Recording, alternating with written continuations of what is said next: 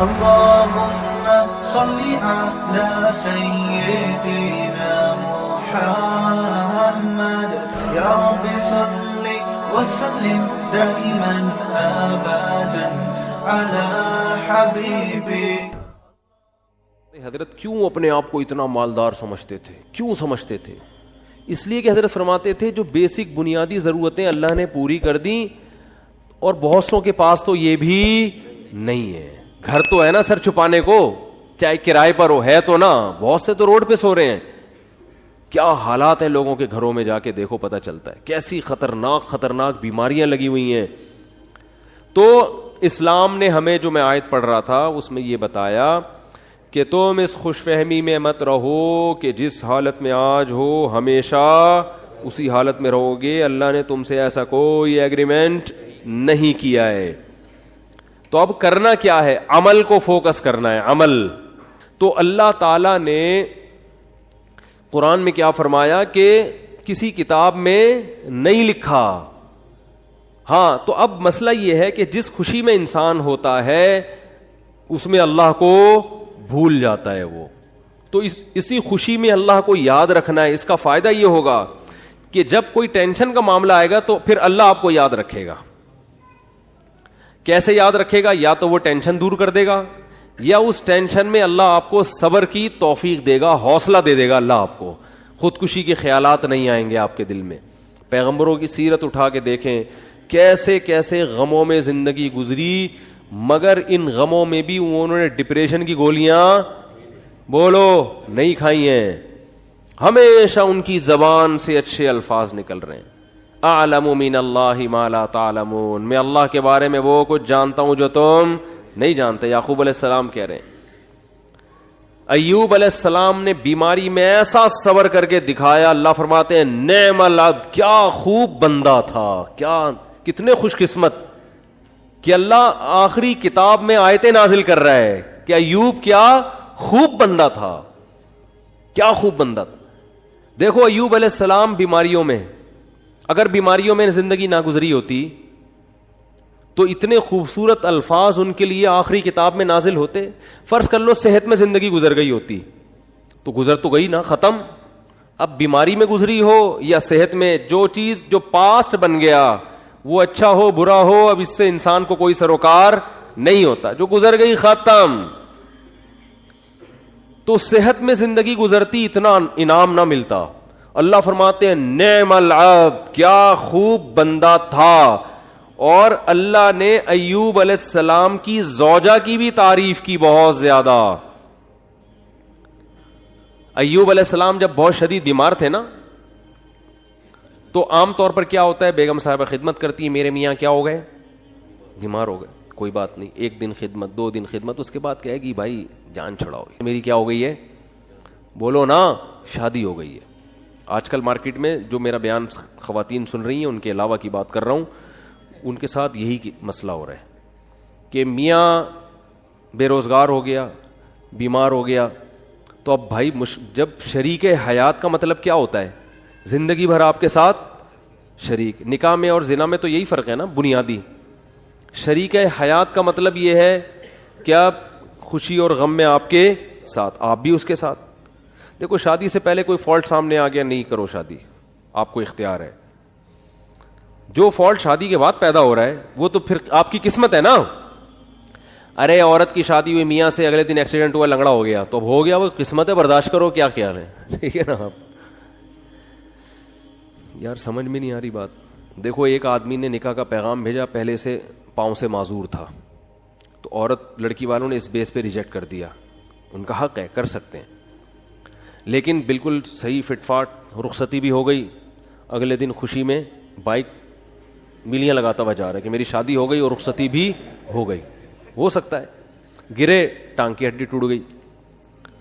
اب یہ تھوڑی کہ عورت کھلا لے کے بھاگ جائے کہ میری تو لنگڑے سے شادی ہوئی ہے. شادی ہو کے لنگڑا ہوا ہے، لنگڑے سے شادی نہیں ہوئی. اس طرح آپ کی شادی ہوئی، پہلے سے پتہ چلا بیگم کے ساتھ یہ مسائل ہیں، نہ کرو شادی. بھئی آپ کس نے کہا ہے؟ صحیح تھی، نکاح کے بعد بیماری ہو گئی، ٹھیک ہے نا، کوئی مسئلہ کھڑا ہو گیا، تو اب عزت دار آدمی اس بیس پہ ڈیورس نہیں دیتا. بلکہ دعائیں کراتا ہے, مولوی صاحب میری زوجہ کے لیے دعا کریں اللہ صحت عطا فرمائے, اولاد نہیں ہو رہی دعا کریں اللہ صحت عطا فرمائے, ٹھیک ہے نا. زبان میں لکنت پیدا ہو گئی ہے, دعا کریں اللہ. تو میں تو ان کو کہتا ہوں اگر لکنت پیدا ہو گئی ہے تو بڑا فائدہ ہے تمہارا, کیونکہ جتنی دیر میں وہ برا بلا کہے گی نا اتنی دیر میں آپ کام نمٹا کے آ جاؤ سارے. وہ ابھی اسٹارٹ لے گی آپ کو سمجھانا, اتنی دیر میں آپ کیا کرو, ذہن تیار کر کے آ جاؤ کہ یہ الٹا سیدھا بولنے والی ہے تو برداشت کرنا ہے. تو وہ اچھا اس پہ بھی 1-2-3 چٹکلے لیکن وہ زیادہ ہو جائیں گے. تو اب مسئلہ یہ ہے کہ عزت دار آدمی کیا کرے گا, اس کو اپنی قسمت سمجھ کے برداشت.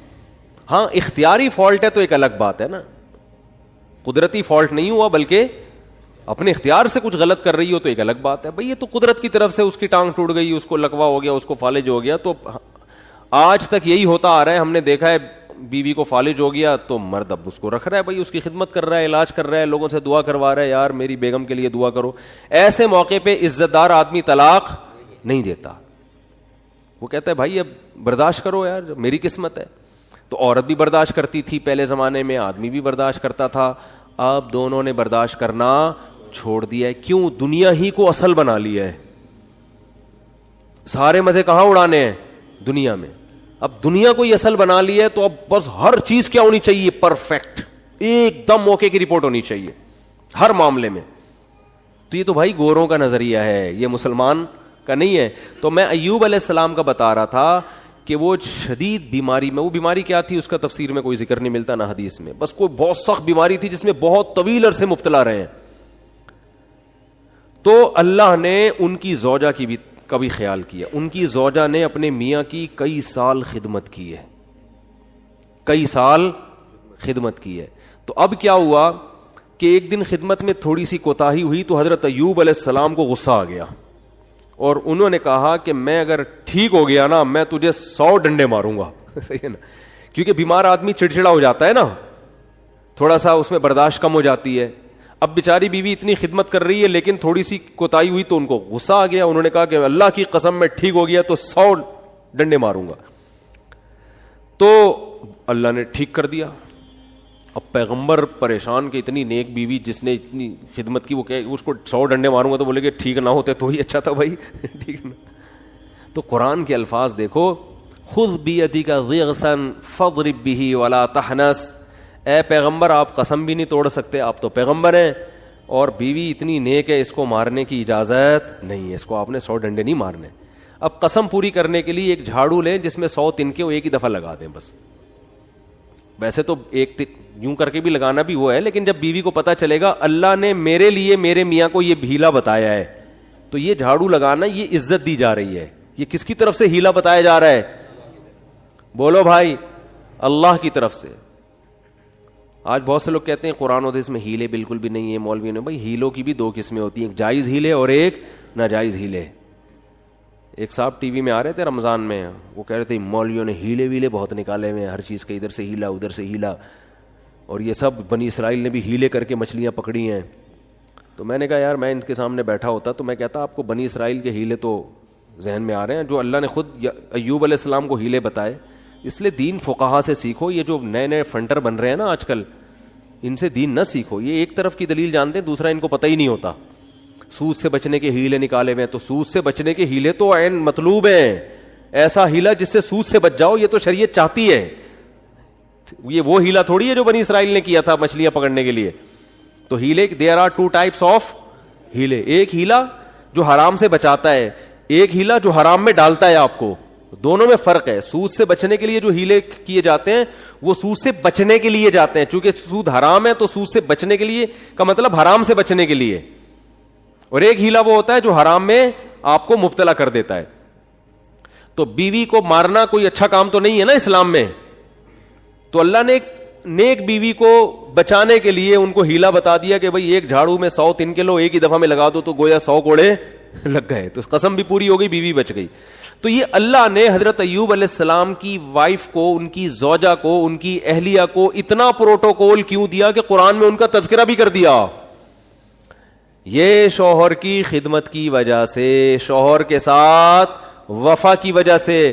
یاد رکھو آج عورتیں اپنے شوہر کی طرف سے جن آزمائشوں میں ہیں, جو قدرتی آزمائشیں, جو قدرت کی طرف, بے روزگاری اللہ کی طرف سے ہو جاتی ہے نا بھائی. میاں کا روزگار چھوٹ گیا, یہ تو اللہ ہے جس کو چاہتا ہے رزق کشادہ دیتا ہے, جس کی چاہتا ہے روزی بند کر دیتا ہے. وہ بیچارہ اپنی طرف سے محنت کر رہا ہے لیکن بے روزگار ہو گیا, نہیں کاروبار حرکت میں آ رہا, تو یہ اللہ کی طرف سے ہے. خود سے نالائق ہو تو ایک الگ بات ہے, اللہ کی طرف سے جو آزمائشیں میاں پہ آئیں تو عورت کو چاہیے ان آزمائشوں میں اس کا ساتھ دے, اسے ذہنی ٹارچر نہ کرے. کیونکہ بے روزگاری کی بیماری اتنی, بے روزگاری کا عیب اتنا بڑا نہیں ہے جتنا اس بیماری کا عیب ہے جس میں ایوب علیہ السلام مبتلا ہوئے تھے, کیونکہ اس میں تو کمانا ممکن ہی نہیں تھا اور اوپر سے خدمت بھی. سمجھا پا رہا ہوں اپنی بات کہ نہیں سمجھا پا رہا؟ اس میں خدمت بھی, تو وفا کرنی چاہیے, وفا. اور یہ جب تک آخرت سامنے نہیں ہوگی ان میں سے کوئی بھی کام نہیں ہو سکتا. ہمارے محلے میں ایک صاحب گزرے, ان کا انتقال ہو گیا, اللہ ان کی مغفرت فرمائے. ان کی زوجہ 15-20 سال بیمار رہی ہیں کسی سخت قسم کی نفسیاتی بیماری میں. اس بندے نے 15-20 سال اپنی زوجہ کی دن رات خدمت کی ہے. وہ بیوی نہ بیچاری کھانا پکانے کے قابل, نہ برتن دھونے کے قابل ایسی بیماری میں, تو یہی اس کے لیے کھانا بھی پکا رہا ہے. اتنے پیسے نہیں ہوں گے کہ ملازم رکھو, یہی اس کے لیے بولو ساری خدمتیں کر رہا ہے. تو میں نے کہا یار اس کی تو ویسے ہی بیچارے کی بخشش ہو جائے گی, اللہ کہے گا تو نے کسی کی بیٹی کو رکھا گھر میں اس حالت میں بھی, اب وہ نہیں پکا سکتی بیچاری, اور وہ نہ کپڑے دھو سکتی ہے, اور یہ اتنے پیسہ بھی نہیں ہے کہ, تو خود ہی کر رہا ہے سارے کام.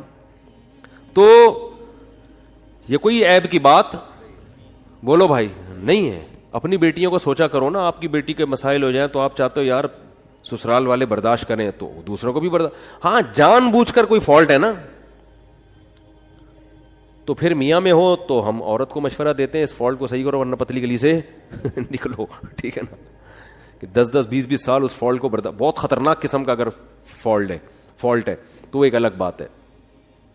تو اللہ تعالیٰ نے قرآن مجید میں, اچھا بھائی بیان کے دوران خواتین باتیں کر رہی ہوتی ہیں, بالکل بھی مناسب نہیں ہے, کئی دفعہ شکایتیں آئی ہیں, بیان سننا چاہیے شوق سے. 2 خاتون جو تھیں 20 سال قید ہوئی ان کو ایک ہی وارڈ میں, 20 سال تک وہ باتیں کرتی رہیں. جب نکلی ہیں نا, جس دن رہائی ہوئی تو کہیں بہن کچھ باتیں رہ گئی ہیں, انشاءاللہ اگلے ہفتے ہماری ملاقات ہوگی تو اس کو کمپلیٹ کریں. تو یہاں جو خواتین آتی ہیں بھائی بیان کو فوکس کریں نا, آپ کے فائدے کی باتیں ہو رہی ہیں تو آپ کے دل میں میاؤں کی محبت ڈالی جا رہی ہے, ٹھیک ہے. تو اللہ نے کیا فرمایا کہ جس کنڈیشن میں آج ہو ضروری نہیں کہ کل بھی اسی کنڈیشن میں ہوگے, لہذا کیا کرنا ہے, اعمال کو فوکس کرنا ہے. اس عمل کا فائدہ کیا ہوگا کہ اللہ نہ کرے کل ٹینشن آئی بھی تو اس ٹینشن کو برداشت کرنا کیا ہو جائے گا, آسان. میں جمعے کی خطبے میں یہ حدیث اکثر پڑھتا ہوں. حضرت عبداللہ ابن عباس بالکل نو عمر تھے, آپ صلی اللہ علیہ وسلم کے ساتھ سواری میں پیچھے بیٹھے تو آپ صلی اللہ علیہ وسلم فرمائے, یا غلام, اے نوجوان, اے لڑکے, میں تجھے نصیحت کرتا ہوں, احفظ اللہ یحفظک, اللہ کے دین کی حفاظت کر, یعنی اللہ کے احکام کو پورا کر, اللہ تیری حفاظت کرے گا. احفظ اللہ یحفظک, احفظ اللہ تجدہ تجاہک. جب کوئی یعنی شریعت کا حکم آئے نا تو اس میں اللہ کے حکم کو مقدم کرو, تو جب کوئی مصیبت آئے گی تم اللہ کو اپنے سامنے پاؤ گے. اللہ یا تو وہ کام پورا کر دے گا یا اللہ آپ کو تسلی دے دے گا کہ بھائی میں ہوں تمہارے ساتھ, اس ٹینشن کو برداشت کرو, یہ ہمیشہ کے لیے نہیں ہے. اس پہ اللہ تمہیں بہت نوازے گا, تھپکی ملے گی, تسلیاں ملیں گی. اور پھر فرمایا کہ وَعْلَمْ أَنَّمَا أَصَابَكَ لَمْ يَكُنْ لِيُخْطِئَكَ. ٹینشن ختم کرنے کے 2 طریقے نبی نے بتا دیے یہاں پہ. ایک تو عمل صحیح کر لو تو ٹینشن میں اللہ آپ کے ساتھ ہوگا. دوسرا طریقہ تقدیر پر ایمان. فرمایا انما اصابک, جو مصیبت تمہیں پہنچی ہے, یعنی مطلب حدیث کا یہ کہ تمہاری حماقتوں سے نہیں. بھائی آپ صحیح سب کچھ صحیح کر رہے ہو تو پھر بھی اللہ کی طرف سے آزمائشیں آ جاتی ہیں. تو لم یکن لیخطئک, یقین کر لو یہ لازمی پہنچنی تھی, یہ تم سے خطا ہو ہی نہیں سکتی تھی. تو جب ایک کام لازمی ہونا ہی تھا تو اس میں ٹینشن کس بات کی؟ ابے کیا ہو گیا بھائی, جب ایک کام ہونا ہی ہے نہ ہونے کا تو سوال ہی پیدا نہیں ہوتا, تو بھی ٹینشن کس بات, یہ تو ہونا تھا, یہ تو ہوگا, یہ تو ہوگا بھائی. لیکن چونکہ ہمیں ٹینشن سے پہلے نہیں پتا ہوتا کہ کیا ہوگا, تو ہم اسباب اختیار کرتے ہیں, پورے کامیابی کے اسباب اختیار کرے, پھر بھی نہیں ہوا, بھائی یہ تو اللہ نے ایسے ہی لکھا ہوا تھا. غزوہ احد میں 70 صحابہ شہید ہو گئے. کتنی بڑی ٹینشن صحابہ کے لیے, کتنی بڑی ٹینشن. تو اللہ نے کیا فرمایا, کوئی ٹینشن کی بات نہیں ہے, یہ شکست بھی مقدر میں لکھی ہوئی تھی اور یہ شہادتیں بھی مقدر میں لکھی ہوئی تھی, کوئی ٹینشن کی بات نہیں ہے. رہا یہ مسئلہ کہ تم سے غلطی ہوئی تھی, مشورے پر عمل نہیں ہوا, نبی کا حکم تم سے ٹوٹ گیا, تو اس کی وجہ سے یہ ٹینشن پہنچی ہے, تو اس سے تم نے چونکہ توبہ کر لی ہے تو وہ والی ٹینشن بھی کیا ہو گئی, ختم. آخرت کا نقصان کا خطرہ تھا کہ نبی کے جو حکم دیا تھا گھاٹی پہ رہنا ہے, تو وہ توبہ سے معاف ہو گیا. باقی رہا یہ شکست, کوئی مسئلہ نہیں. وَيَتَّخِذَ مِنْكُمْ شُهَدَاءَ, اس میں مثبت چیزیں سوچو کہ اللہ چاہتا تھا تم میں بہت سے لوگوں کو شہادت کا مرتبہ دینا, تو اللہ نے ان کو جلدی آزمائشوں سے نکال کے جنت میں پہنچا دیا. اور کیا چاہیے. ایک انگریز نے اس آیت کے تحت لکھا ہے کہ محمد, وہ تو درود شریف نہیں لکھتے نا, اس نے تو محمد غلط استعمال کیا, میں صلی اللہ علیہ وسلم. اس نے کہا محمد کے جو فرینڈ تھے نا, اس قسم کی چیزوں نے ان کو موٹیویٹ کیا تھا جس سے انہوں نے پوری دنیا پہ حکومت کی ہے, کہ شکست کھا کے بھی کیا کر رہے ہیں, کہہ رہے ہیں یہ تو ہونا ہی تھا, لہذا اس سے ٹینشن لینے کی بات نہیں ہے, اور یہ شہادتوں میں بھی خیر ہے تمہاری, آگے بڑھو, مایوسی ہے ہی نہیں. ٹھیک ہے نا. ہمارے یہاں پتہ ہی کیا سمجھا کہ مایوسی کفر ہے, تو اس کا مطلب یہ سمجھا جاتا ہے کہ میں جہاں شادی کرنا چاہتا ہوں وہاں شادی ہو کے رہے گی, کیونکہ مایوسی کیا ہے, کفر ہے.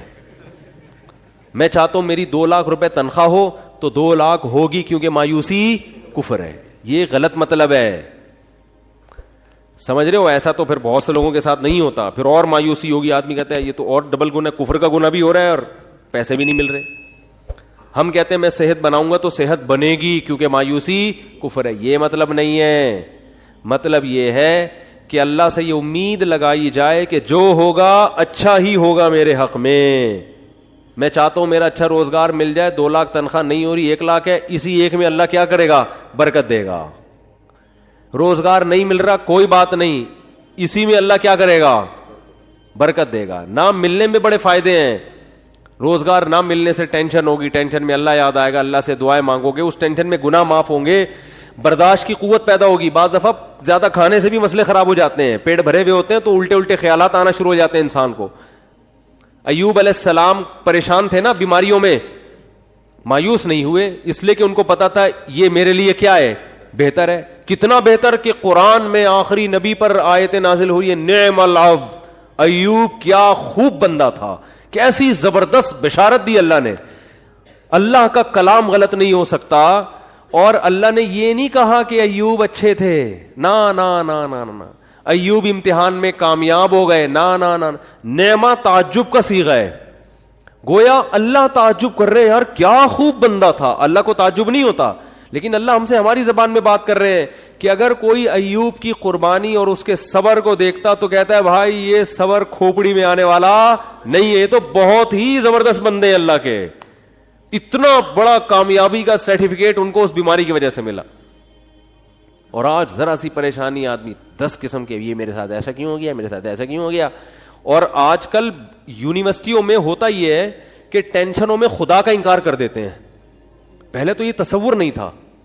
اب جو نئی نسل آ رہی ہے نا, فون کرتے ہیں مجھے, بتاتے ہیں میرے ساتھ یہ ہوا, میں تو اللہ کو مانتا ہی نہیں. میں کہتا ہوں یار یہ میرے سامنے اتنا جری ہے, عام حالات میں کیا کر رہا ہوگا. تو نہ مانو, اللہ کو آپ کے منوانے کی کوئی ضرورت نہیں ہے. وہ سمجھتے ہیں کہ مجھے ترس آئے گا, ہائے بیچارے کے ساتھ اتنا غلط ہو گیا کہ یہ تو اللہ کو ہی نہیں مان رہا, ہائے ہائے ہائے, یہ تو آ جاؤ میں تمہیں تسلیم. میں کہتا ہوں بھائی تو نہ مان, جس خدا نے تجھے پیدا کیا ہے کم وقت تو اس کی نہیں مان رہا, تو ہماری کیا مانے گا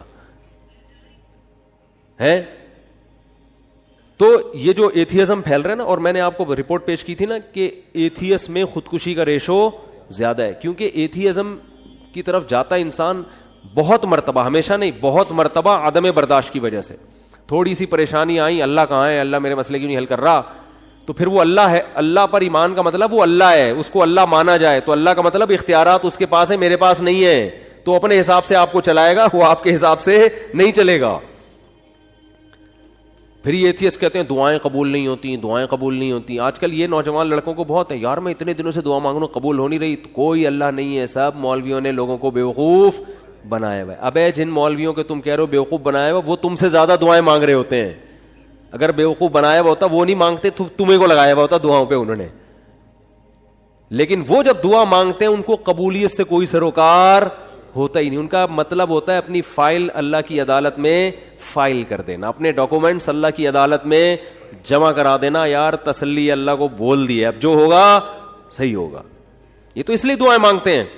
یعقوب علیہ السلام ساری زندگی دعائیں مانگتے رہے، اللہ اولاد ملا دے، اولاد ملا دے، اولاد سے میری ملاقات کرا دے، میرے بچے کو محفوظ فرما لے، ہے نا.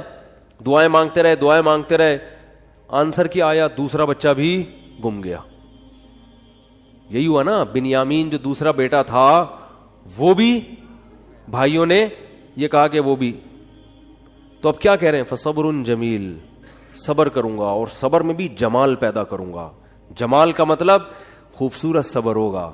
علماء کہتے ہیں صبر کی دیر آر 2 types آف صبر.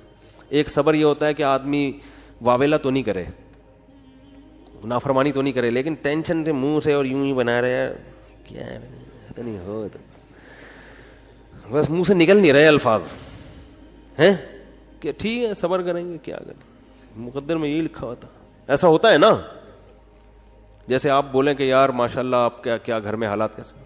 صحیح چل رہے ہیں، بس کیا کریں، دنیا مسافر خانہ ہے، مفتی صاحب سے بیان میں سنا تھا، بس کیا ہے، ٹھیک ہے اللہ ہے بھائی، ٹھیک ہے، جب اس کا حکم ہوگا تو سن لے گا ہماری بھی دعا. اس کو کیا کہتے ہیں؟ اونلی صبر. اس کو کیا کہتے ہیں؟ اونلی صبر.